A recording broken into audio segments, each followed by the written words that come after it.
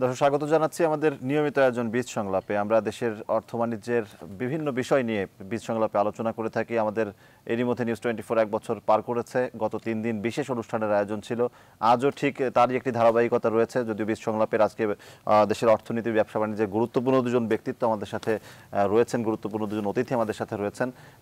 শুরুতে তাদের সাথে পরিচয় করে দিই দর্শক। আমাদের সাথে রয়েছেন জনাব আব্দুল মাতলুব আহমেদ, রয়েছেন আমাদের সাথে সাবেক সভাপতি FBCCI, এবং রয়েছেন খন্দকার ইব্রাহিম খালেদ, সাবেক ডেপুটি গভর্নর বাংলাদেশ ব্যাংক। আপনাদের দুজনকেই স্বাগত জানাচ্ছি আমাদের স্টুডিওতে। আমাদের সাথে দর্শক আরো বেশ কয়েকজন অতিথি যোগ দিবেন। চট্টগ্রাম থেকে রয়েছেন আমাদের সাথে আরো একজন, এছাড়া আমাদের সহকর্মীরা রয়েছেন বেশ কয়েক জায়গায়, তারা আমাদের সাথে যোগ দিবেন। আমরা শুরুতেই আলোচনা চলে যাব। আমরা আজকে আলোচনা করব মুদ্রানীতি নিয়ে। সম্প্রতি বাংলাদেশ ব্যাংক মুদ্রানীতি ঘোষণা করেছে। বাজেট ঘোষণার পর মুদ্রানীতি অতি গুরুত্বপূর্ণ একটি বিষয় বলা চলে।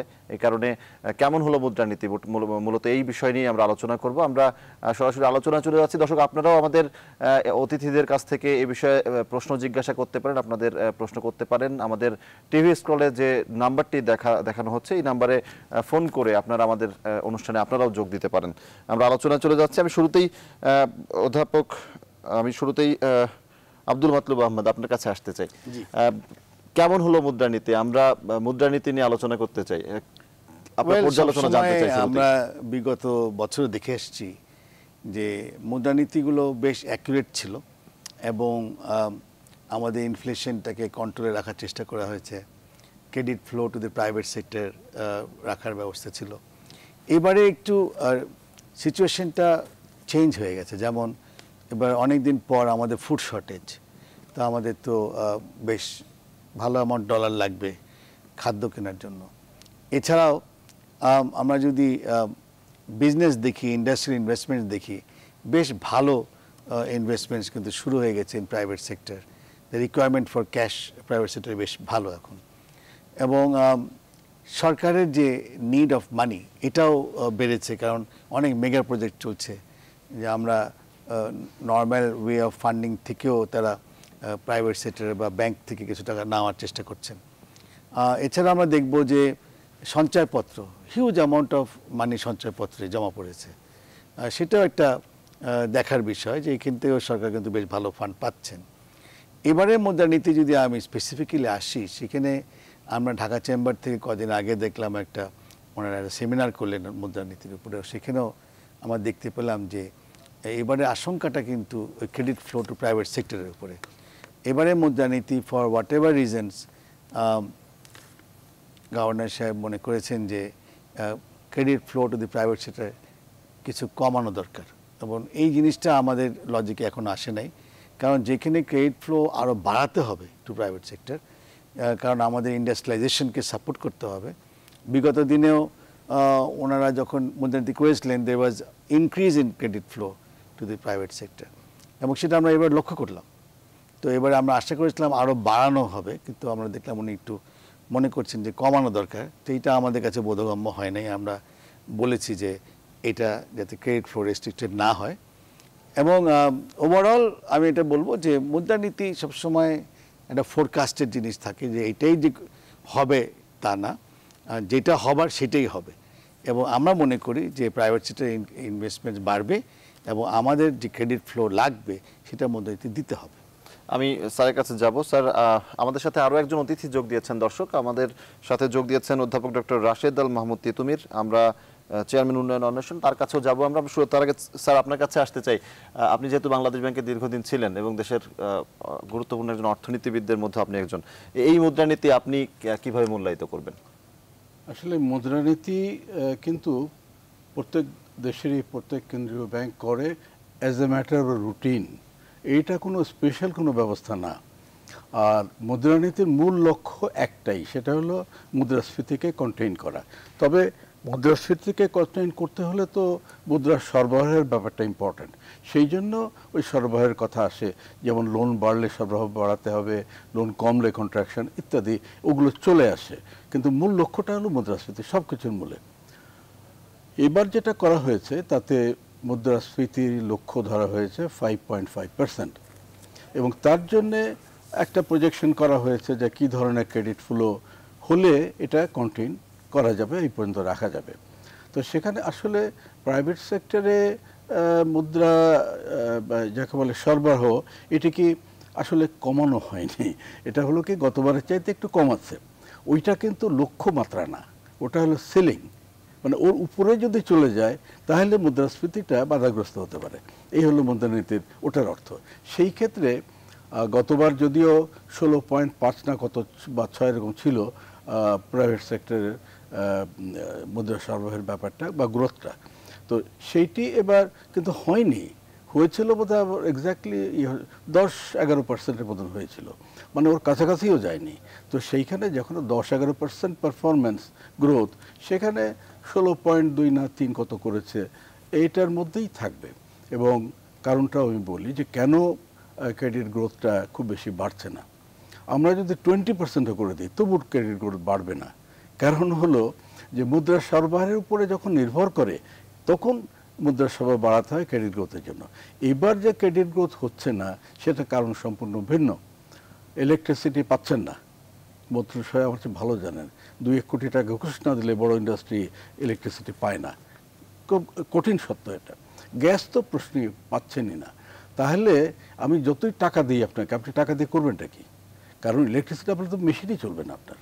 সেই জন্য যেটা হচ্ছে, এই পুরনো ইন্ডাস্ট্রিয়ালি যারা আছেন উনি বা এরকম যারা অনেক পুরনো, তারা হয়তো কিছু এক্সপ্যানশন করছেন নিজেরা, কিন্তু নিউ ইন্ডাস্ট্রিয়ালিস্ট বড় আকারে, ছোটোখাটোতে হচ্ছে, সেরকম আসছেন না। তো মূল কারণটা ওখানে। তো এটা তো মানে যেহেতু এই ইলেকট্রিসিটি, গ্যাস কানেকশন এবং জায়গা পাওয়া এগুলি মুদ্রানীতির উপর নির্ভর করে না, সেই জন্যে মুদ্রানীতি নির্ভর গুরুত্ব হবে না। তো সেই জন্য 16.2 নাকি রাখছে, এই রেলিভেন্ট আমার কাছে। এই রেলিভেন্ট এই জন্য বলছি, এবারও হয়তো 12%-এর বেশি হবে না আমার মতে। তো সেই জন্যে ওটা থেকে এফেক্ট করবে না। আরেকটি যেটা এখানে গুরুত্বপূর্ণ, গভর্নমেন্ট সেক্টরে 10.1% গ্রোথ দেখানো হয়েছে। নিশ্চয়ই যে প্রকল্পগুলো এবার বাজেটে আসছে ওগুলো ধরে ধরেই ক্যালকুলেট করা হয়েছে। এখন এবারকার বাজেট কিন্তু খুব অপরিকল্পিত এবং হচপচ হয়ে গেছে। কারণ যেটা এনেছিলেন পরে মাননীয় প্রধানমন্ত্রীর ইন্টারভেনশন এবং রাইটলি করার ফলে লাস্ট ডেতে যখন ভ্যাটটাকে পিছিয়ে করা হলো না, তখন অর্থমন্ত্রীর উচিত ছিল এই যে 25-30 হাজার কোটি টাকা আয় কমে যাবে, এটা উনি কীভাবে ম্যানেজ করবেন। এটা ম্যানেজ করার অনেকগুলো পথ আছে। একটা পথ হলো যেটা কমে গেছে যখন, আমি প্রকল্প কাট করে দেব। কিন্তু ইলেকশনের সময় কি প্রকল্প কাট করতে পারবেন এটা আমি জানি না, এটা একটা পন্থা। দ্বিতীয় পন্থা হলো, ঠিক আছে যখন এটা হলো, আমি ব্যাংক থেকে লোন নিয়ে এই ইয়েটাকে, আপনার যে 25-30 হাজার কোটি টাকা গ্যাপ পড়ে গেল, এটাকে আমি পুরাবো। তা যদি করেন তাহলে ব্যাংকের টাকা পয়সা তো সরকারই নিয়ে নেবে। তো প্রাইভেটে যারা নাকি ইনভেস্টমেন্ট করতে চান তারা তো পাবেন না, তাহলে প্রাইভেট সেক্টরে গিয়ে এফেক্ট করবে। এই রকমের সমস্যার জন্ম হয়েছে। এইটি চলতে থাকবে যতক্ষণ পর্যন্ত সরকার সংশোধিত বাজেট করে না দেখান যে তিনি কি করতে চাচ্ছেন। এরকম একটা পরিস্থিতিতে বাংলাদেশ ব্যাংকের পক্ষে মুদ্রানীতি করাটা খুব একটু অনিশ্চয়তার মধ্যে কঠিনই ছিল। তবুও তারা যেটা করেছেন আমার মনে হয় এটা অনেকটা এমনভাবেই হয়েছে, যদি প্রয়োজন হয় তারা মুদ্রা সরবরাহ বাড়াতেও পারবেন, যদি প্রয়োজন হয় তারা অ্যাজ ইট ইজ রেখেও দিতে পারবেন, সেই ব্যবস্থা। স্যার আমি আসবো আপনার কাছে আবার। আমাদের সাথে একজন অতিথি রয়েছেন, অধ্যাপক ডক্টর রাশেদ আল মাহমুদ তিতুমির, চেয়ারম্যান উন্নয়ন অন্বেষণ, টেলিফোনে রয়েছেন তিনি আমাদের সাথে। জনাব রাশেদ আল মাহমুদ তিতুমির, আপনাকে স্বাগত জানাচ্ছি। আপনার কাছে এবারের যে মুদ্রানীতি হয়েছে এ বিষয়ে আপনার মূল্যায়ন জানতে চাই।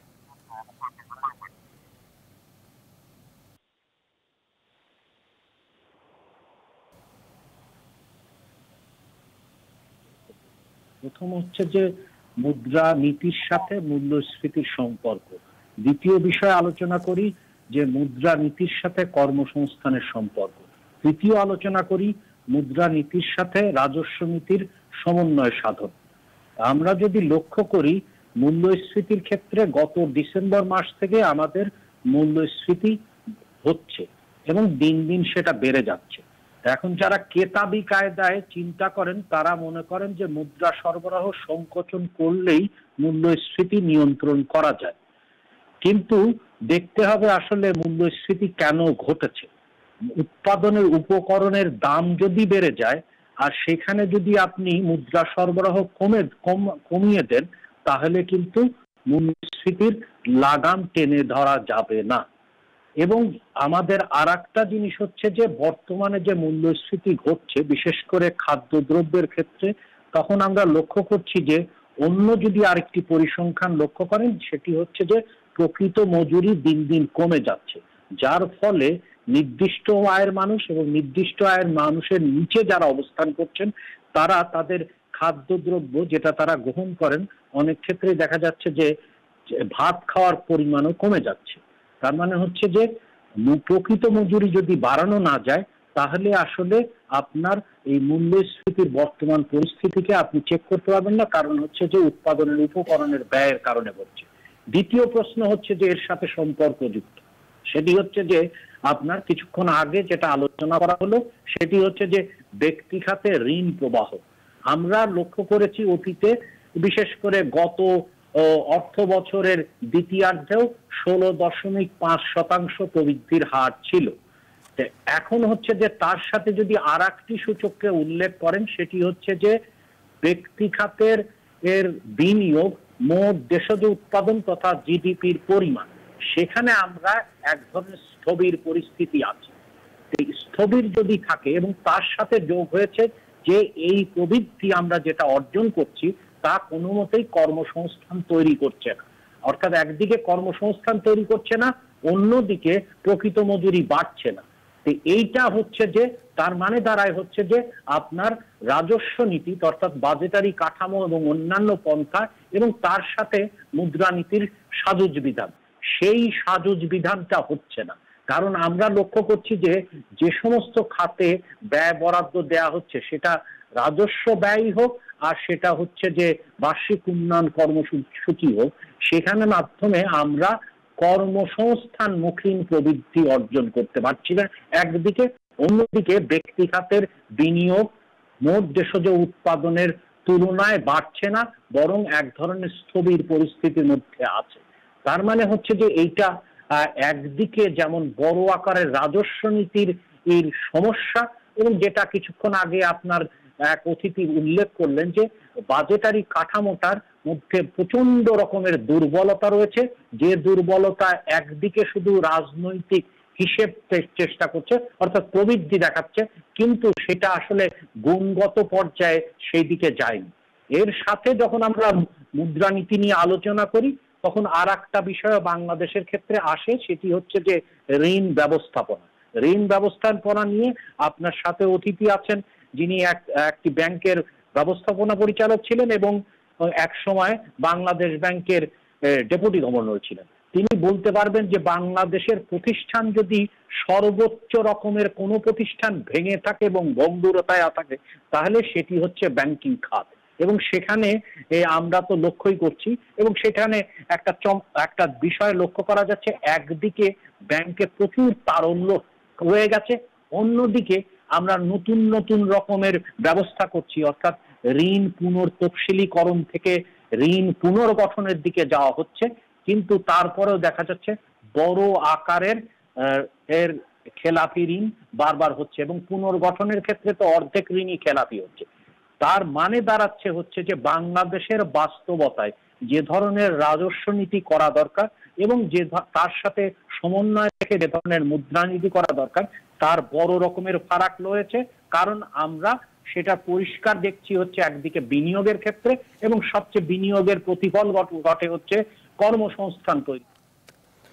জনাব রাশেদ আল মাহমুদ তিতুমির, আপনাকে অসংখ্য ধন্যবাদ। আমরা পরবর্তীতে আবারও যাওয়ার চেষ্টা করব আপনার কাছে। দর্শক, বেসরকারি খাতে ঋণের প্রবৃদ্ধি কিছুটা কমিয়ে 2017-18 অর্থ বছরের প্রথমার্ধের মুদ্রানীতি ঘোষণা করেছে বাংলাদেশ ব্যাংক। এই বিষয়ে একটি সাক্ষাৎকার রয়েছে, আমরা সেই সাক্ষাৎকারটি দেখে নেব। সরকারি রাজস্ব আহরণে 2017 অর্থ বছরের 19% প্রবৃদ্ধির জোরালো গতিবেগটি বজায় থাকলে নতুন ভ্যাট আইন প্রবর্তন বিলম্বিত হওয়া 2018 অর্থ বছরের মুদ্রানীতি কার্যক্রমের জন্য তেমন কোনো বিঘ্ন সৃষ্টি করবে না।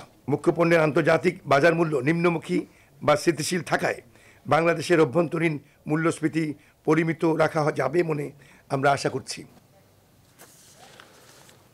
স্যার, আপনার কাছে আসতে চাই। আমাদের একজন অতিথি বলছিলেন যে রাজস্ব আয়ের ক্ষেত্রেও একটা সমস্যা তৈরি করতে পারে, এ বিষয়ে আপনি কি বলবেন?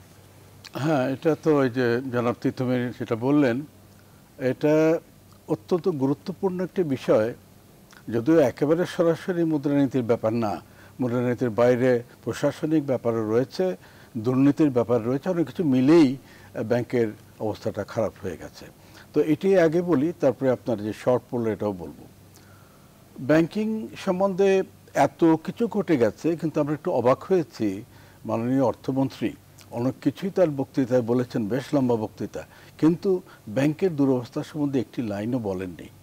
তো এটি কি ইচ্ছাকৃত না ছুটে গেছে সেটা আমি বলতে পারবো না, কিন্তু অর্থমন্ত্রীর কাছে ছুটে যাওয়ার তো এটা কথা না। ব্যাংকের কথাটা আমি বলছি কারণ এটা খুবই গুরুত্বপূর্ণ, কিন্তু অর্থমন্ত্রী গুরুত্ব দেননি। সেটাই হলো, বেসিক ব্যাংক বাদ দিলাম, সবাই জানেন এটা, কিন্তু যেগুলো আছে সোনালী ব্যাংক, অগ্রণী ব্যাংক, রূপালী এবং জনতা, বিডিবিএল ওটাও সরকারি, এগুলোর অবস্থা কিন্তু প্রায় মানে সংকটজনক বলবো। মানে এটা যদি সরকার তাদেরকে যদি ওই যেটাকে আমরা বলি অক্সিজেন না দেন, অক্সিজেন মানে বাজেট থেকে টাকা না দিতেন, তাহলে এটা মরে যাবারই উপক্রম হতো। কেন হলো? এখন অর্থমন্ত্রী সব বলেছেন ব্যাংকগুলির অবস্থা খারাপ, তিনি স্বীকার করেছেন, কিন্তু কেন হলো স্বীকার করলে তো আমার লাভ নাই কোনো, এটাকে তো বাঁচাতে হবে। সেই কথাটা তার বক্তৃতায় আমরা আশা করেছিলাম। শুধুমাত্র তিনি টাকা পাম্প করবেন বাজেট থেকে, আবার সেখানে খোলনালচে দুর্বল হয়ে যাবে, অর্থাৎ টাকা চলে যাবে আবার দেবেন, এটা তো হতে পারে না। কারণ জনগণের টাকা মেরে খাচ্ছে, আবার জনগণের বাজেট থেকে টাকা দিচ্ছেন, এটা তো এর চাইতে অসাধু পন্থা তো আর হতে পারে না, অনৈতিক। তো এই ব্যাপারে আমি পরিষ্কার বলবো যে একটি চিত্র দিইনি, ব্যাংকিং খাত আমি বলতে চাই না, কারণ ব্যাংকিং একটা খাত এখানে নাই, এটা দুই রকম দুটি খাত হয়ে গেছে, দুজনের দুটি পথে বেঁকে গেছে। যেমন প্রাইভেট ব্যাংক যদি বলেন, প্রাইভেট ব্যাংকের লোন কি বলে, ব্যাড লোন মানে ক্লাসিফাইড লোন অনলি 5% প্লাস, আর যদি রাষ্ট্রায়ত্ত খাতকে আলাদা করে বলি তাহলে 30% প্লাস। তো এই দুটো অ্যাভারেজ করে দেখিয়ে বলাটা খুব অন্যায়, তা আমি সেই জন্য এক করতে চাই না। তো এটি সম্পূর্ণ ভিন্ন। সেই জন্যই বলবো যে আমাদের দেশের প্রাইভেট সেক্টরের খাতটা অনেক কিছু বলার আছে, তারপরেও সহনীয়, কিন্তু রাষ্ট্রায়ত্ত ব্যাংকের এই অবস্থা কেন হলো সেটা যদি আমি এখন পোস্টমর্টেম করতে যাই, বাংলাদেশ ব্যাংক হলো ব্যাংকিং সেক্টরের রেগুলেটর, অনেক দায়িত্ব, কিন্তু আপনি যে আইন করেছেন ব্যাংকিং কোম্পানিজ অ্যাক্ট, তার সেকশন 46, সেখানে বলা হয়েছে আইনে যে যদি ব্যাংকের জনগণের টাকা পয়সা আমানতের ব্যাপারে হয় বা অব্যবস্থা হয়, তাহলে পর্ষদের সদস্য, পর্ষদের চেয়ারম্যান, এমডি এদেরকে অপসারণ করতে পারবে বাংলাদেশ ব্যাংক। কিন্তু যদি সরকারি ব্যাংক হয়, অর্থাৎ সরকার কর্তৃক এরা নিয়োজিত হয়, তাহলে বাংলাদেশ ব্যাংক এই শক্তি, এই ক্ষমতা প্রয়োগ করবে না। স্যার, আমি আপনার কাছে এই বিষয়ে আসবো। আমাদের সাথে আরো একজন অতিথি যোগ দিয়েছেন, আমি তাকে একটু নিতে চাই। দর্শক, আমাদের সাথে অধ্যাপক ডক্টর মোহাম্মদ ইউসুফ আলী যোগ দিয়েছেন চট্টগ্রাম থেকে, অর্থনীতিবিদ অধ্যাপক ডক্টর মোহাম্মদ ইউসুফ আলী। জনাব ইউসুফ আলী, আপনাকে স্বাগত জানাচ্ছি। আমি আপনার কাছে আসবো, তার আগে আমি আব্দুল মাতলুব আহমেদের কাছে একটু যেতে চাই। আমি বিনিয়োগ বাড়ছে না, কর্মসংস্থান কিভাবে তৈরি হবে, এই বিষয়ে একটু আপনার সাথে, যাতে বিনিয়োগ বাড়ছে না। আমরা বিনিয়োগ যে বাড়ছে না এটা কিন্তু মানে ব্ল্যাঙ্ক স্টেটমেন্ট দেওয়াটা ঠিক হবে না, কারণ বিনিয়োগ হচ্ছে যেভাবে বাড়া উচিত, এবং বিনিয়োগ হচ্ছে, এবং বিনিয়োগ যারা করছেন তারা বেশিরভাগই কিন্তু রিপিট ইনভেস্টমেন্ট করছেন, দ্যাট ইজ অলরেডি স্ট্যাবলিশড ইন্ডাস্ট্রিজগুলো করছেন। নতুনগুলো দে আর ট্রাইং টু কাম, এবং এইটার কিন্তু আসলে বিকাশ ঘটবে 2018-তে, যখন গ্যাসের একটা চলে আসবে, এলএনজি গ্যাস চলে আসবে, এলপি গ্যাস চলে আসবে, বিদ্যুতের কানেকশনসগুলো through transmission and distribution line চলে আসবে। তখন কিন্তু এনার্জি সিকিউরিটি যখন পেয়ে যাবে, তখন কিন্তু যে নিউ ইনভেস্টার যারা বসে আছে, যারা সুযোগ খুঁজছে ইনভেস্টমেন্ট করার জন্য, তারা কিন্তু অনফিল্ড চলে আসবে। সেজন্য আমি এটা বলতে চাই যে বিনিয়োগ হচ্ছে, কিন্তু যে পরিমাণে আমরা বিনিয়োগ দেখতে পেতাম যদি এনার্জি সিকিউরিটি থাকতো, তাহলে সেটা আমরা এখনও দেখতে পাচ্ছি না। বাট জননেত্রী শেখ হাসিনা, আমাদের অনারেবল প্রাইম মিনিস্টার, উনি যেভাবে বিদ্যুৎ নিয়ে কাজ করছেন, সেটা আমরা বা এনার্জি সেক্টর নিয়ে কাজ করছেন, যেমন এলএনজি প্রাইভেট সেক্টরে দেওয়া হয়েছে, এলপিজি প্রাইভেট সেক্টরে দেওয়া হয়েছে, বিদ্যুৎ ট্রান্সমিশন ডিস্ট্রিবিউশনও প্রাইভেট সেক্টরে চলে আসবে টু সাম এক্সটেন্ট। তো সেই হিসেবে আমি দেখতে পাচ্ছি যে আগামী 1 বছরের মধ্যে সিচুয়েশন উইল ভাস্টলি ইমপ্রুভ, এবং সেজন্য আমরা মনিটারি ফান্ড বা ক্রেডিট ফ্লো নিয়ে চিন্তা করছি, কারণ তখন কিন্তু এই টাকার সরবরাহ লাগবে, কারণ ওই টাকাটা কিন্তু তখন শর্টফল হয়ে যাবে। আমরা এমনও ফোরকাস্ট করছি যে 2018 ফার্স্ট কোয়ার্টারে গিয়ে হয়তো দেখা যাবে যে ইন্টারেস্ট রেটের উপর চাপ পড়ছে। ধন্যবাদ আপনাকে। আমরা অধ্যাপক ডক্টর মোহাম্মদ ইউসুফ আলী রয়েছেন আমাদের সাথে, অর্থনীতিবিদ, চট্টগ্রাম থেকে তিনি যোগ দিয়েছেন। জনাব ইউসুফ আলী, আপনার কাছে এবার যে মুদ্রানীতি, এর মূল্যায়ন জানতে চাই আপনার কাছ থেকে, আসলে কেমন হলো এবারের মুদ্রানীতি?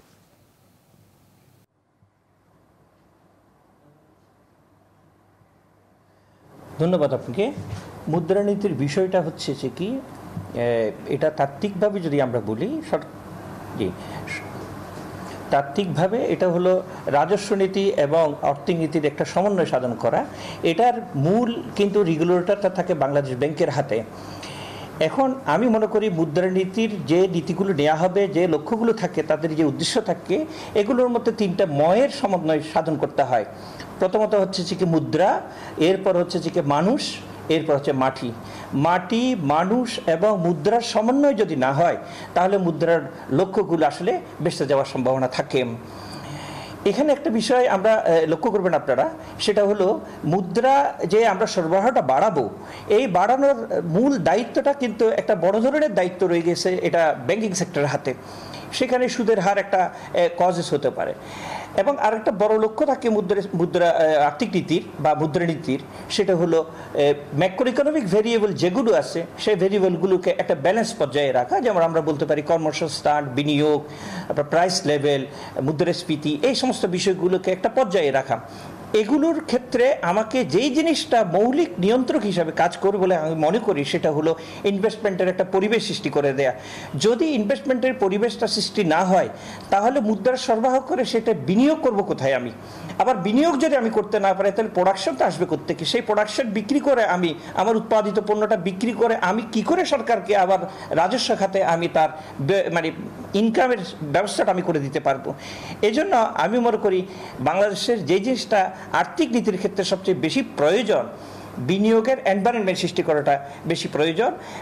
মাইক্রো ইকোনমিক ভেরিয়েবল যেগুলো আছে, বিশেষ করে গ্রামীণ রুরাল সেক্টরগুলোকে আমাদের কেন্দ্রীয় মানে আর্থিক পলিসিগুলোর ক্ষেত্রে একটা সমন্বয় সাধন করাটা বিশেষ জরুরি।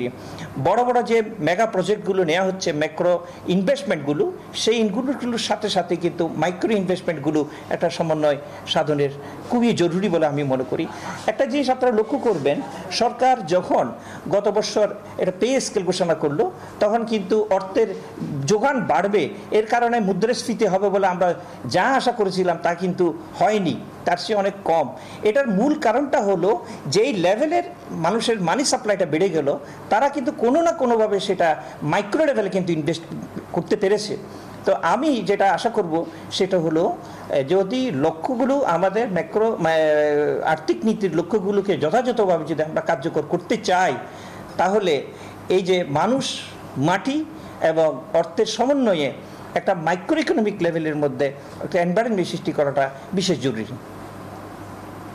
জনাব ইব্রাহিম খালেদ, মাইক্রো ইকোনমিক লেভেলের কথা বলছিলেন উনি, আপনি কি বলবেন, এটা কতটুকু কার্যকর হতে পারে? মাইক্রো ইকোনমিক লেভেল মানে একেবারে গ্রাউন্ড লেভেলে করা, সেটি ভালো। যেমন এসএমই সেক্টরের কথা আমরা সবসময় বলে থাকি যে এসএমইতে যদি নিয়োগ হয়, তাহলে ওই ইনক্লুসিভ ইকোনমিটাকে আরও বেশি করে প্রয়োগ করা যাবে, এটা ভালো। কিন্তু বড় সমস্যা তো অন্য জায়গায়, যেটা আমি একটু আগে বলছিলাম, শেষ করতে পারিনি। সেটি হলো আইনের মাধ্যমে রাষ্ট্রায়ত্ত ব্যাংকগুলির রেগুলেটিং করা বাংলাদেশ ব্যাংকে নিবৃত্ত করা হয়েছে। তো তাহলে কি করে আপনি আশা করতে পারেন যে রাষ্ট্রায়ত্ত ব্যাংক ভালো চলবে? যে বাংলাদেশ ব্যাংক প্রাইভেট ব্যাংককে 5%-এর মধ্যে কন্টিনিউ রেখেছে ক্লাসিফাইড, রাষ্ট্রায়ত্ত ব্যাংকে পারেনি আইনের জন্য। দ্বিতীয়ত, রাষ্ট্রায়ত্ত ব্যাংকের চেয়ারম্যান, ডিরেক্টর, এমডি এসব নিয়োগ করে সরকার। তো যখন কোনো ম্যানেজিং ডিরেক্টর বা কোনো চেয়ারম্যান পর্যায়ক্রমে টাকা নষ্ট করছিলেন, তারপরেও তাকে উইথড্র করা হয় না। এমনকি বাংলাদেশ ব্যাংক চিঠি লেখার পরেও, কারণ যেহেতু বাংলার ক্ষমতা নাই, চিঠি লেখার ক্ষমতাই আছে, সরাতে পারে না, তো সরকার তো তার মধ্যে রেসপন্ড করেননি। তো সেই জন্যে সরকারকে দায়িত্ব নিতে হবে। somebody must be accountable, responsible. তো সেই জন্যে আমি মনে করি যে সরকারি খাতে যে ব্যাপক ধস ব্যাংকে নেমেছে, কথাটাকে স্পেসিফিক বলি, বেসিক ব্যাংকে 60% এখনো ক্লাসিফাইড লোন, বিডিবিএল 60% এখনো ব্যাড ডেট, বিডিবিএল মানে শিল্প ব্যাংকের যেটা ছিল, সোনালী ব্যাংকে 40% ক্লাসিফাইড লোন, অগ্রণী ব্যাংকে অনেক কথা আছে যে ঠিক মতন হয়নি, হিসেব টিসেব করলে বোধ হয় 30% হবে। তো এই যদি অবস্থা হয় তাহলে দায় দায়িত্ব তো সরকারের উপরে বর্তায়। আগে তাদেরকে দায়িত্ব নিতে হবে যে আমাদের ভুল হয়ে গেছে, তারপরে শুধরাতে হবে। অসৎ লোক দিয়ে কখনো সততা করা, আর ব্যাংকের মতন জায়গায় দুর্নীতিবাজ এমডি, দুর্নীতিবাজ চেয়ারম্যান এদেরকে বসাবেন আর আশা করবেন যে ব্যাংক ভালো চলবে, এটা হতে পারে না। যাই হোক, এগুলো মুদ্রানীতির বিষয় না, এটা অ্যাডমিনিস্ট্রেশন এবং ফিনান্সিয়াল ম্যানেজমেন্টের ব্যাপার।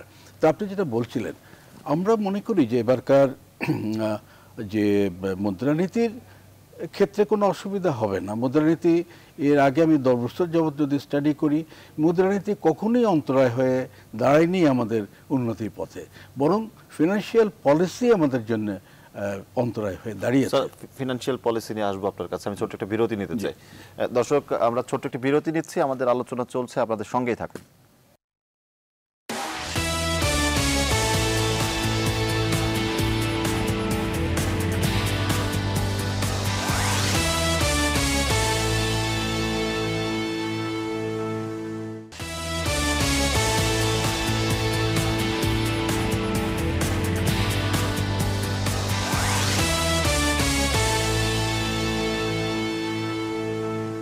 দর্শক, বিরতির পর আবারও স্বাগত জানাচ্ছি আমাদের নিয়মিত আয়োজন বীজ সংলাপে। আমরা আজকে মুদ্রানীতি কেমন হলো এই বিষয় নিয়ে আলোচনা করছি।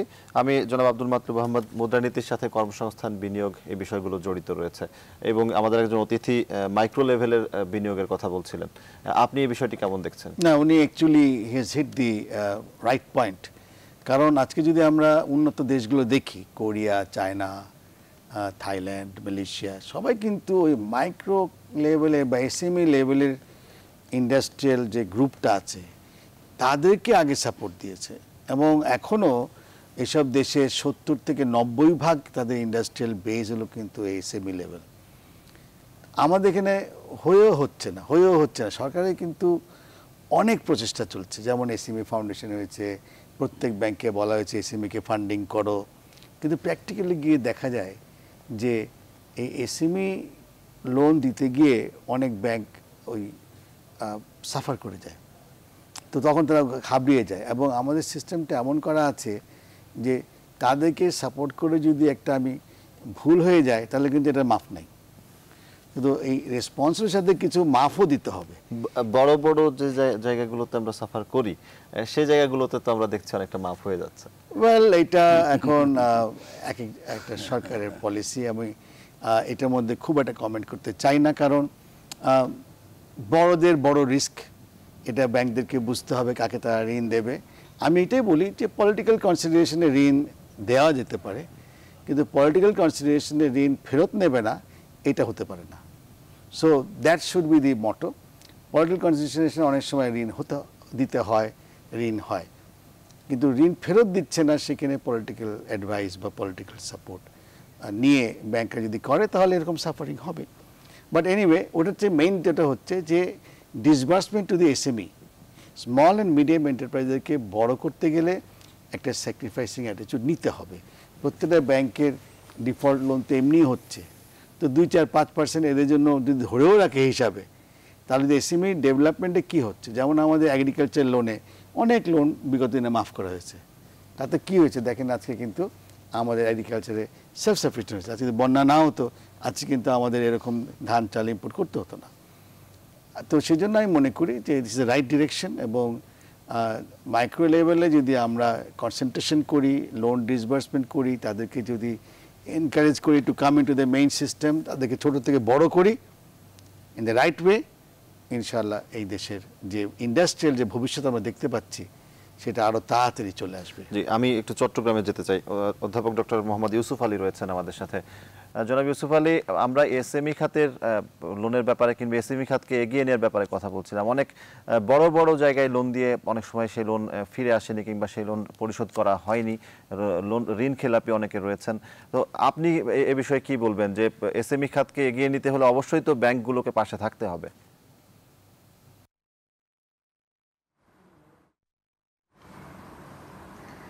আসলে এসএমই খাতের ক্ষেত্রে আমার কিছু কথা আছে, সেটা হলো আমরা যে ব্লু ইকোনমির কথা বলছি, হিল ইকোনমির কথা বলছি, এগুলোকে আমরা সম্পৃক্ত করতে পেরেছি।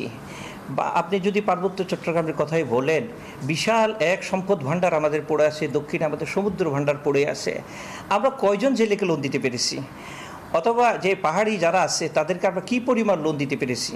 এবং তাদের কাছ থেকে আমরা সবসময় একটা জিনিস চিন্তা করি, যারা বিনিয়োগকারী তারা সবসময় চিন্তা করে, যারা টাকাটা ইনভেস্ট করবে তারা চিন্তা করে যে ওখানে টাকাটা ইনভেস্ট করে আমার রিটার্নটা আসতেছে কিনা। কিন্তু সব ক্ষেত্রে আমি তাকে ইনসেন্টিভটা কতটুকু দিতে পারছি। ওই যে বললাম আপনার এনভায়রনমেন্টটা সৃষ্টি করার জন্য আমার যে সাপোর্টিংটা কত হচ্ছে, আমি টাকা দিয়ে জাস্ট বর্ষের শেষে সুস্থ টাকাটা আমি নিয়ে নেব, এটা তো হতে পারে না। তাকে সাবসিস্টেন্স লেভেলে বাঁচিয়ে রাখার জন্য আমাদের কিছুটা সাপোর্ট থাকতে হবে। একইভাবে আপনি যদি ব্লু ইকোনমির কথা বলেন, আপনি আমাদের যে সমুদ্রে এই যে জেলেদেরকে আমরা তাদেরকে রিস্ক ফ্রি ইনভেস্টমেন্ট কিভাবে করতে পারি, এই জিনিসগুলো তাকে আমাদের মাথায় আসতে হবে। আর একটা হচ্ছে কি, এগ্রিকালচারের লেভেলে আপনি দেখেন, আমি যদি একটা গাড়ি কিনি, আমার গাড়িটা রিস্ক ফ্রি করার জন্য আমি কিন্তু ইন্স্যুরেন্স করছি, কিন্তু আমাকে এগ্রিকালচার ইন্স্যুরেন্সের ক্ষেত্রে কি তাদের কোনো সুযোগ সুবিধা কি পাচ্ছে? এই জন্য আমার কাছে যেটা মনে হয়, রুরাল সেক্টরগুলোকে যদি আমরা ইনস্টিটিউশনাল ফ্রেমওয়ার্কের মধ্যে আনতে পারি, তাহলে আমরা এটার একটা পজিটিভ ইফেক্ট, পজিটিভ আমরা রেজাল্ট, আউটপুট আমরা পাবো। কারণ আমি বিশ্বাস করি যে বাংলাদেশের এখনও পর্যন্ত প্রায় 80% মানুষ কিন্তু মাটির সাথে সম্পৃক্ত, এক। আর দুই হলো, বাংলাদেশের বেশিরভাগ কনজিউমার কিন্তু এই গ্রামীণ পর্যায়ে রয়েছে। অতএব প্রোডাকশন এবং কনজিউমার এবং প্রডিউসার, এই দুটোকে সমন্বয় করতে হলে আমাদের একটা ইনস্টিটিউশনাল ফ্রেমওয়ার্ক দরকার। কিন্তু আমরা তাদেরকে নিয়ে কাজ করেছি কম। ছোটোখাটো যে কাজগুলো হয়েছে বাংলাদেশে রুরাল সেক্টরের মধ্যে, সে তো কত পার্সেন্ট। আরেকটা বিষয় আমি একটু এখানে দৃষ্টি আকর্ষণ করতে চাই, সেটা হলো মানি সাপ্লাই যখন বেড়ে যায়, কত পার্সেন্ট মানি সাপ্লাই আমরা বাড়াই আর কত পার্সেন্ট ইনফ্লেশন হয় এর কারণে, সেটা কিন্তু আমরা কখনো হিসেব করে দেখিনি। সেটার কারণ হলো, আমরা ইনভেস্টমেন্টটা যখন গ্রামীণ পর্যায়ে চলে যায়, তখন কিন্তু এই ইনভেস্টমেন্টটা আসলে এক ধরনের ওয়েস্ট ইনভেস্টমেন্টে পরিণত হয়ে যায়। এই জন্য আমি মনে করি যে রুরাল সেক্টরে অর্থাৎ এসএমই পর্যায়ে যে সমস্ত আমাদের প্রজেক্টগুলো নেওয়া হয়, সেগুলোর ক্ষেত্রে একটু রিস্ক ফ্রি করার জন্য একটু যদি আমাদের গ্রামীণ পর্যায়ে যারা কাজ করছে তাদেরকে যদি প্রণোদনা দেওয়া যায়, আমার মনে হয় সেখান থেকে বেনিফিটটা বেশি আসার সম্ভাবনা রয়েছে। জি, জনাব মোহাম্মদ ইউসুফ আলী, আপনাকে অসংখ্য ধন্যবাদ আমাদের সাথে যোগ দেওয়ার জন্য। স্যার, আপনার কাছে আসতে চাই, উনি বলছিলেন যে গ্রামীণ পর্যায়ে পাশে দাঁড়ানো, এক্ষেত্রে ব্যাংকগুলো কিভাবে আরো এগিয়ে আসতে পারে? আমরা তো দেখি যে ব্যাংকগুলো শুধু বড় জায়গাতে যাওয়ারই বেশি, মানে রিস্ক ফ্রি যে জায়গাগুলো, সেখানে মুভমেন্ট করার একটি প্রবণতা রয়েছে। ব্যাংকের নেচার সাধারণত তাই। তবে এখানে এসএমইর ব্যাপারে টার্গেট দেওয়া হয়, কিন্তু পলিসি দেওয়া হয় না। যেমন এসএমই ছোট ছোট ঋণ, ছোট ছোট কাজ করা, এগুলো তো আমি যদি জাপানি মডেলের কথা বলি, অনেকে শুনলে অবাক হবেন। এই যে আমাদের যে গাড়ি চালাই, কি নাম ওটার, একটা মিৎসুবিশি আর একটা টয়োটা কোম্পানির একজন সিনিয়র এক্সিকিউটিভের কাছে একসময় আমি শুনেছিলাম, তাদের ইনভেন্টরি মাত্র 3 দিনের। বিশ্বাস করবে কেউ? কারণটা যখন জানতে চাইলাম, উনি বললেন যে আমাদের পলিসি তাই, যে আমরা শুধু এই ভালো ভালো যারা রেজিস্টার্ড আমাদের সঙ্গে থাকা ছোট ছোট এসএমই, ওদেরকে দেই, তুমি নাট বানাবে, তুমি বল্টু বানাবে, তুমি এটা বানাবে। আর টয়োটা কোম্পানি শুধু ইঞ্জিন বানায়, কিচ্ছু বানায় না, তারা অ্যাসেম্বল করে। আর বাংলাদেশে কি হলো দেখেন, এই বুড়িরা আগে মুড়ি বেচে 2 পয়সা খেত, ভাত খেত, তাও মারা গেছে। প্রাণ মুড়ি বানাবে, স্কোয়ার মুড়ি বানাবে, তো এই বুড়িরা কোথায় যাবে? গরিব মানুষ কোথায় যাবে? আচ্ছা, চিড়া, তাও তারা ভেজে ফেলছে। এখন এই বড়দেরকে এই ছোট কাজ করতে বলবেন যে তার ইচ্ছা করবে, তো সেই ক্ষেত্রে আমি বলবো একটা কন্ট্রাক্টিং প্রসিজিওর, যে না, মুড়ি ভাজবে ওই গ্রামের লোক, গরিব লোক, আর ব্র্যান্ড হবে, তুমি ওই ঠিক মতন দেখে নিয়ে তুমি তোমার প্যাকেটিং করতে পারো। কথার কথা এটা। ঠিক সেই রকমের বদরুল সাহেব অনেক বড় মানুষ, ওনারা করবেন, কিন্তু ওনারা সাবকন্ট্রাক্টিং যদি করে দেন যে ছোটো ছোটো কাজগুলো আমি করুন, আমি বড় মানুষ, ছোটরা ছোটো কাজ করবে, কিন্তু আমি প্রোটেকশন দেবো। কিন্তু একটাই কথা, কোয়ালিটি নষ্ট করতে পারবে না। তুমি বানাবে, আমি কিন্তু কোয়ালিটি চেক করে কিনবো তোমার কাছ থেকে। এটা জাপানে এটাই হয়। এটা যদি আমরা করতে পারি, এর জন্য কিন্তু সরকারের সহায়তা, কিছু নির্দেশনা, পলিসি দরকার হবে।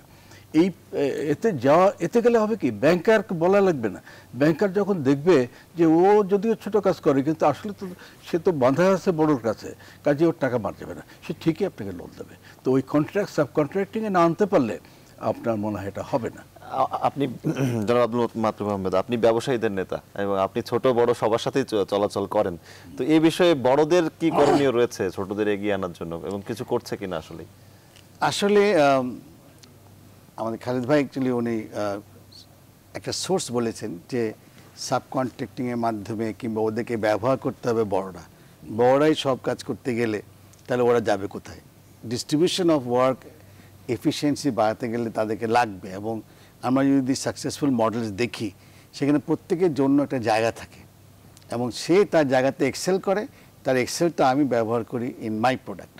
তো দ্যাট ইজ দ্য সিস্টেম। এবং আমি যেটা বলতে চাই, যখন ফেডারেশনের ছিলাম আমি রাজশাহী চেম্বারের সাথে অনেকবার বসেছি, ওখানে রাজশাহী ওমেন চেম্বারে আসছিল অনেক মেয়েরা, তারা বলল যে 2 লাখ টাকার ঋণ তারা পায় না, এবং ঋণ পেতে গেলেও তারা যে শর্তগুলো দেওয়া হয় সেগুলো তারা বেশিরভাগ ফিল আপ করতে পারে না। তো আমার কাছে মনে হয় যে the spirit of doing business grassroot লেভেলে খুব ভালো, এবং আমাদের বাংলাদেশের ছেলেমেয়েরা দে আর বর্ন এন্টারপ্রেনার্স এবং খুব সাহসী, এবং এই সাহসটাকে আমাদের কাজে লাগাতে হবে। প্রধানমন্ত্রী জননেত্রী শেখ হাসিনা বারবার আমাদেরকে বলছেন যে তোমরা গ্রাসরুটে যাও, তোমরা দেশের ইন্ডাস্ট্রির দিকে তাকাও, তাহলে হবে কি এই দেশের মার্কেটের দিকে তাকাও, there is enough business in this country itself। তো সেজন্য আমি অ্যাবসলিউটলি এগ্রি করি যে গ্রাসরুটের ফাইন্যান্সটা আরও ইজি করতে হবে, গ্রাসরুটের ফাইন্যান্সিং সিস্টেমটা ইজি করতে হবে, এবং গ্রাসরুট লেভেলে যারা ঋণ দিচ্ছে যদি কয়েকটা ভুলও হয়ে যায় তাদের উপর প্রেশারটা না পড়ে। there should be some amount of money যেটা তাদেরকে সেফটি ফ্যাক্টর দেবে, এবং অবশ্যই insurance level for the crops, insurance for small businesses, এগুলো ইন্টারেকশন করতে হবে। মানুষকে শান্তি দিতে হবে, যারা ফাইন্যান্সিং করবে তাদেরকেও একটা ওয়ে দিতে হবে যে যদি তারটা ফেলিয়ার হয়ে যায় তার পুরো টাকাটা না যাতে ওয়েস্ট না হয়। So insurance is a very good scheme, যেটা করা যেতে পারে। অনেকেই এই ভ্যাটের পরিমাণ বাড়ানো নিয়ে একটি কথা উঠেছিল যে আমি ভ্যাট দিচ্ছি কিন্তু আমি সুযোগ সুবিধা কতটুকু কি পাচ্ছি, আমি যে ব্যবসা করতে যাচ্ছি সেখানে আমার নিরাপত্তা কতটুকু দেওয়া হচ্ছে।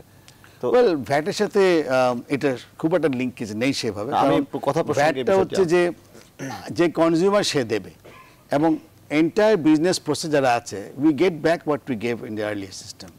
আমি যদি আপনার থেকে কোনো জিনিস কিনি সেটা ভ্যাট আমি দেবো, আমি যখন বেচবো আরেকজনকে সে কিন্তু আবার ভ্যাট দেবে, আমারটা আমার চলে আসবে। সো ভ্যাট সিস্টেম খুব ইউনিক এবং খুব ভালো সিস্টেম। একটি বিষয় যে বিনিয়োগের পরিবেশ তৈরির কথা বলা হচ্ছিল স্যার, বিনিয়োগের পরিবেশ তৈরি হচ্ছে না, কিন্তু আমাদের বিদেশি বিনিয়োগের কথাও আমরা অনেক সময় বলে থাকি। দেশি বিনিয়োগ করে তো আমরা এগিয়ে যেতে পারি যদি বিনিয়োগের পরিবেশ তৈরি করা সম্ভব হয়। সেটা ঠিক, আর বিদেশিদেরও আমরা ঠেলতে চাই না, বড় বড় আসবে এটা ভালোই হবে, কর্মসংস্থান হবে, কিন্তু প্রবলেমটা ওই একই। যেমন স্যামসাং এখানে আসতে চেয়েছিল, বোধহয় স্যামসাংই হবে গত বছর আগের বছর, কিন্তু আমরা তার জায়গায় দিতে পারিনি, কারণ দে নিড হিউজ ল্যান্ড, ওটা আমরা দিতে পারিনি। সেই জন্য তারা এখান থেকে অন্য কোথাও ইন্ডিয়া বা অন্য কোথাও চলে গেছে, সুযোগ হাতছাড়া, বারে বারে আসে না। সেই জন্য ওই অবশ্য মাননীয় প্রধানমন্ত্রীগুলো গুরুত্ব দিচ্ছেন, যেমন ইকোনমিক জোন গঠন করা, কিন্তু হয় কি এগুলো তো বললেই হয়ে যায় না, উনি হাত দিয়েছেন হচ্ছে। যেটা মন্ত্রী সাহেব বললেন আমি ফুললি অ্যাগ্রি, একটু সময় লাগবে। ইলেকট্রিসিটিতে এবার বাজেটে দেখেন প্রচুর টাকা রাখা হয়েছে, তারপরে ব্রিজ ট্রি যেগুলোতে রাখা হয়েছে, কিন্তু হতে একটু সময় তো দিতে হবে। আমার ধারণা আগামী 2 থেকে 3 বছর এর মধ্যে এইগুলো যদি হয়ে যায়, জায়গা না পেলে কোথায় হবে, কানেকশন না পেলে, এনার্জি না পেলে কি করে হবে? এইটা হয়ে গেলে তখন উল্টো হবে, তখন দেখবেন যে আপনার মুদ্রা সরবরাহই বাড়াতে হবে, ইভেন ইনফ্লেশনের দায়িত্ব নিয়েও আমাকে মুদ্রা সরবরাহ বাড়াতে হবে। এটাই পরিবেশ মানে এটা নয়। এখন কি করে করবেন, না পেলে এনার্জি না পেলে তৈরি করতে পারবে না, তৈরি করতে না পারলে বিক্রি হবে না, ওই একটা খারাপ চেইন, ভিশিয়াস সার্কেল বলি, ওর মধ্যে পড়ে গেছে। তো সেই পরিবেশটা হবে যেদিন চাইলেই বিদ্যুৎ পাওয়া যাবে, চাইলেই গ্যাস আমদানি হচ্ছে, গ্যাস পাওয়া যাবে, এবং চাইলে ল্যান্ড পাওয়া যাবে। এটা হয়ে গেলে তখন বোধহয় আজকে যে কথাগুলো আমরা একটু ক্রিটিসিজম হিসেবেই বলছি, যেগুলো হচ্ছে না সেগুলো হয়তো থাকবে না। Absolutely correct. আমাদের 100টা এসইজেড মাননীয় প্রধানমন্ত্রী শেখ হাসিনা দিয়েছেন, তার মধ্যে প্রাইভেট সেক্টর অনেকগুলো চলে আসছে এবং আর 6-7 মাস 8 মাসের পর থেকে আপনি কিন্তু মানে দেখতে পারবেন যে এইগুলো ফিজিক্যালি দেখতে পারবেন এবং বরাদ্দ শুরু হয়ে যাবে। পিপিপিরাওতে অনেকেই কাজ করার সুযোগও পাচ্ছে। এক্স্যাক্টলি, এবং প্রত্যেকটা এসইজেডে এখনই কর্মসংস্থান, কারণ আমার ডেভেলপমেন্ট হচ্ছে, মাটি ভরতে হচ্ছে, রাস্তা করতে হচ্ছে, তারপর ওখানে পাওয়ার আনতে হচ্ছে, গ্যাস আনতে হচ্ছে, এগুলো সব কর্মসংস্থান হচ্ছে। সবশেষ আমরা মিরেশ্বরেতে দেখলাম বসুন্ধরা গ্রুপও এক্স্যাক্টলি বসুন্ধরা গ্রুপ করেছে এবং আরও ফরেন পার্টনার আছে। এবং আমি যেটা মনে করি যে এটা তো বিরাট করছেন, ওখানে আরও এরকম জায়গা আছে অনেক, এবং এটা ছাড়াও দেশব্যাপী কিন্তু এসইজেড হচ্ছে এবং দ্যাট ইজ দ্য সলিউশন। মাননীয় প্রধানমন্ত্রী শেখ হাসিনা আমাদের বারবার করে বলেছিলেন যে ইন্ডাস্ট্রিয়াল জোন আলাদা করতে হবে, বাসার জোন আলাদা করতে হবে, সিটি জোন আলাদা করতে হবে, তবেই জিনিসটা পূর্ণভাবে ডেভেলপড হবে। যত্রতত্রভাবে শিল্প করলে গ্যাস দেওয়ার সমস্যা, বিদ্যুৎ দেওয়ার তো সমস্যা। সি ইজ অ্যাবসলিউটলি কারেক্ট এবং সেদিকে আমরা যাচ্ছি। খালিদ ভাই, your vision is very right. আর কয়েক মাস বা বছর খানেকে যাবে না, তার মধ্যে কিন্তু we can see A drastic change. এবং এক্স্যাক্টলি আমি ওটা মনে করি যে এখন যে টাকার যে স্বচ্ছলতা দেখতে পাচ্ছি, ব্যাংকে টাকা লাগাতে পারছে না, তখন কিন্তু টাকা নিয়ে এক্ষেত্রে আমাদের এগিয়ে যেতে হলে আমরা কিন্তু বিভিন্ন জায়গা থেকে অনেকে এখনো দুর্নীতির যে সমস্যাটি রয়েছে, আমলাতান্ত্রিক যে লাল ফিতার সমস্যা রয়েছে, এখান থেকে কিন্তু এখনো বের হতে পারেনি। এই জায়গাটি সমাধান করার জন্য কোনো পদক্ষেপ এখন? আমরা সেই মিটিংয়ে ছিলাম যখন বেজার থেকে রেজ করা হয়েছিল ওয়ান স্টপ সার্ভিস, এবং ওয়ান স্টপ মানে আগে ছিল ওয়ান স্টপ বলতাম আমরা, কিন্তু ওয়ান স্টপ আসলে ওয়ান স্টপ কিনা। আমি এবারে যেটা হচ্ছে, আমি একটা ফোন নিতে চাই, আমি আসবো আপনার কাছে। আমাদের দর্শক রয়েছেন। দর্শক, আপনার নাম বলে প্রশ্নটি করুন। হ্যালো। জি, শুনতে পাচ্ছি। হ্যালো, আসসালামু আলাইকুম। ওয়ালাইকুম আসসালাম। জি, আমার নাম শফিউদ্দিন, আমি খুলনা থেকে বলছিলাম। জি, হ্যালো। বাংলাদেশ ব্যাংক যে গভর্নমেন্ট ব্যাংকের উপর নজরদারি না করার কারণেই কি ঋণ খেলাপি বাড়ছে কিনা? জি, ধন্যবাদ আপনাকে, আমি বুঝতে পেরেছি। স্যার, আমি আসবো আপনার কাছে এই বিষয়টা নিয়ে। আরো একজন দর্শক আমাদের সাথে রয়েছেন, আরো প্রশ্ন করতে চান তিনি। দর্শক, আপনার নাম বলে প্রশ্নটি করুন। আসসালামু আলাইকুম, আমি অনিক বলতেছি মিরপুর থেকে। জি,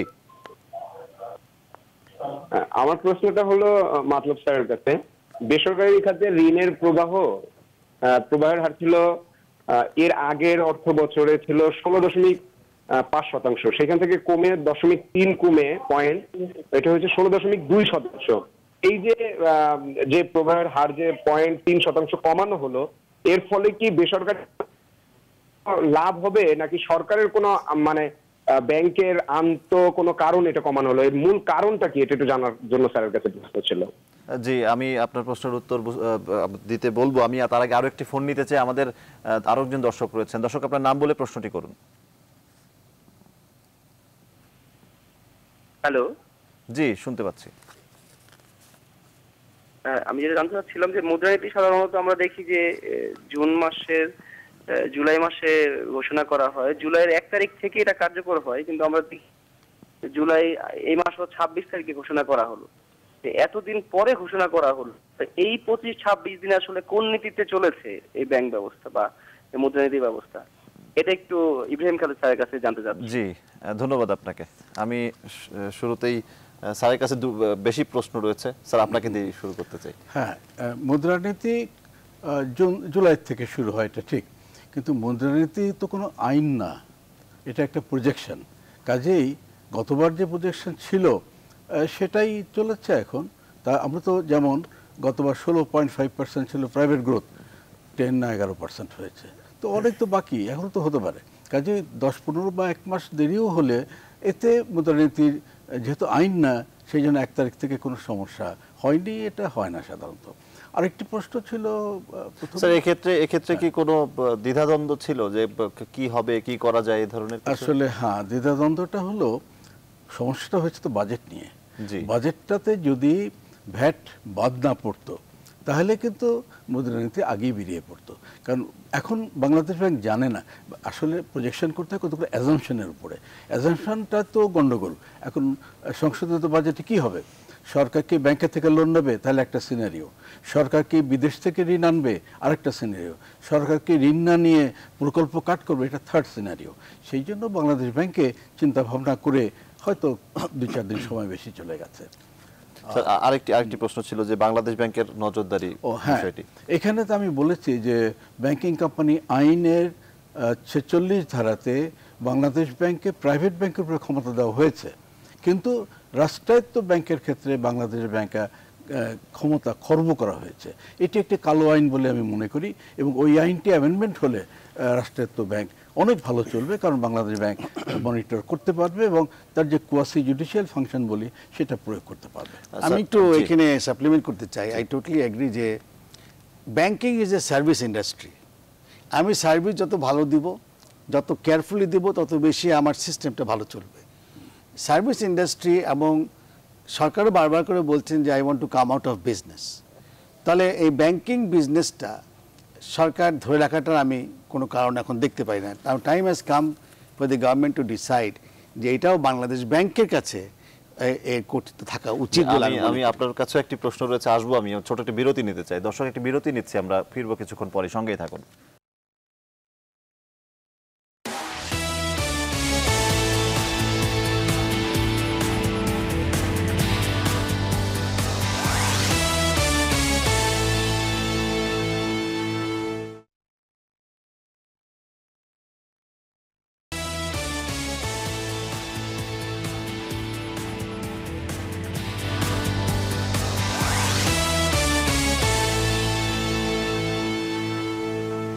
দর্শক, আবারও স্বাগত জানাচ্ছি আমাদের নিয়মিত আয়োজন বীজ সংলাপ। আমরা সরাসরি আলোচনা চলে যাচ্ছি। আমরা একেবারে অনুষ্ঠানের শেষ পর্যায়ে চলে এসেছি। আমি আব্দুল মাতলুব আহমদ, আপনার কাছ থেকে শেষ কিছু বলতে চান কিনা, আপনার কোনো পরামর্শ রয়েছে কিনা, কিংবা একটা প্রশ্নও ছিল যে বেসরকারি খাতে কি ধরনের কোনো সুযোগ সুবিধা পাচ্ছে কিনা বিনিয়োগের ক্ষেত্রে? ওয়েল, আজকে যদি আমরা ইনভেস্টমেন্ট দেখি প্রাইভেট সেক্টরে, আমাদের জন্য কিন্তু সব ব্যাংকরা উদ্গ্রীব হয়ে বসে আছে কারা ইনভেস্টমেন্ট করবে, এবং একটা ইনভেস্টমেন্ট করতে গেলে 3-4টা ব্যাংকের প্রপোজিশন আছে আমার কাছ থেকে টাকা নাও। আমাদের জন্য একটা বেস্ট পসিবল টাইম, কিন্তু এইভাবে থাকবে না। আগামী বছরের দিকে এই এক্সট্রা ফান্ডটা কিন্তু চলে যাবে, আমরাই সবাই ব্যবহার করে ফেলবো, তখন কিন্তু নতুনদের সুযোগ খুব কম থাকবে। তাই আমি মনে করি যারা ইন্ডাস্ট্রিতে ইনভেস্টমেন্ট করতে চান, দিস ইজ ইয়োর টাইম নাও। এখন ইনভেস্টমেন্ট করুন, ব্যাংকের কাছে যান, লোন স্যাংশনগুলো করে নেন, এবং definite this country is growing, এবং পৃথিবীর বহু দেশ থেকে আমাদের দেশ এগিয়ে যাচ্ছে, এবং ইনশাল্লাহ আপনার ইনভেস্টমেন্ট বিফলে যাবে না। আপনাকে অসংখ্য ধন্যবাদ স্যার। আপনাকে দিয়ে শেষ করতে চাই। আপনি সংক্ষেপে যদি বলেন। আমাদের বারবার একটি বিষয় উঠে আসছিল, আপনার কথায় উঠে এসেছে যে বাজেটের সাথে মুদ্রানীতির একটি যে সামঞ্জস্যপূর্ণ। স্যার, এই বিষয়ে আমরা কিভাবে এগিয়ে যেতে পারি এই বিষয়টি সামঞ্জস্যতার সাথে নিয়ে? না, প্রত্যেকবারই সামঞ্জস্য থাকে। এবার যেহেতু বাজেটের লাস্ট মোমেন্টে একটুখানি অসঙ্গতি হয়ে গেল, সেই কারণে এটা হয়েছে। এটা হয়তো আগামীতে আর হবে না। এটি একটি। আরেকটি আমি বলবো যে এখন কিন্তু ব্যবসা বলেন, শিল্প বলেন, ইভেন কৃষি বলেন, ব্যাংক হলো পাইভোটাল। ব্যাংকের থেকে টাকা পয়সা সরবরাহ হচ্ছে। আর ব্যাংকিংয়ের পার্টিকুলারলি রাষ্ট্রায়ত্ত ব্যাংকগুলির এই অবস্থা থেকে উত্তরণ করা একান্ত দরকার। আমার মনে হয় যে একটা তো বাংলাদেশ ব্যাংকে ক্ষমতায়ন করা, আরেকটি হলো সরকারকেও তার ফিনান্সিয়াল যে পলিসিগুলো সেগুলো একটু রিকাস্ট করা দরকার হবে। স্যার, আপনাকে অসংখ্য ধন্যবাদ। আপনাদের দুজনকে অসংখ্য ধন্যবাদ জানাচ্ছি আমাদের স্টুডিওতে এসে সময় দেওয়ার জন্য। দর্শক, আজকের মতো আমরা অনুষ্ঠান শেষ করছি। আবারও নতুন কোনো বিষয় নিয়ে আপনাদের সামনে হাজির হব আমাদের পরবর্তী পর্বে। এতক্ষণ সাথে থাকায় ধন্যবাদ সবাইকে।